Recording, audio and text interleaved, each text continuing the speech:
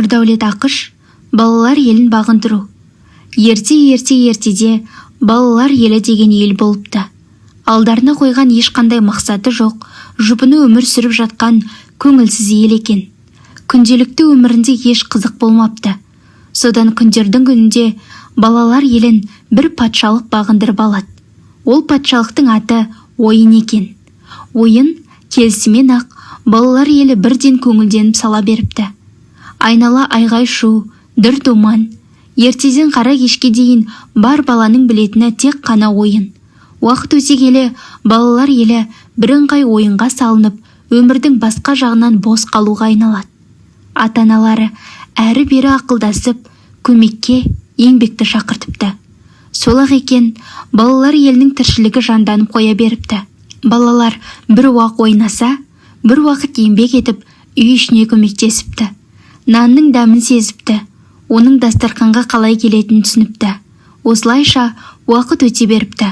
Сонда да балаларға бірдеңе жетіспейтін сияқты болады да тұрады.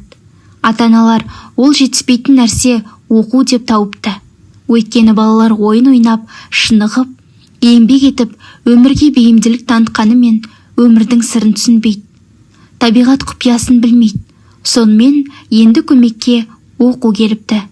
Ойын мен еңбекке жіберетін уақыттың біразын балалар енді оқу оқып, білім алуға жұмсапты.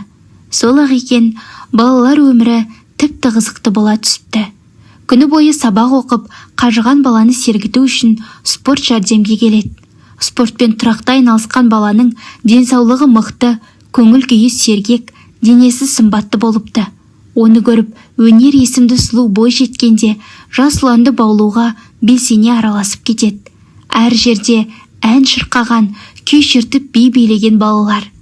Оқудың кітап деген көзәйнек таққан қайырымды қарт атасы бар екен. Оны балалардың көпшілігі ұнатып қалады. Кітаптың арқасында балалар елі кемеліне келіп гүлдене түседі. Ойын, еңбек, оқу, өнер, спорт, кітап алдауы балаларды кезек-кезек қағып әкетіп, тек жақсылыққа қарай жетелейді де отырады.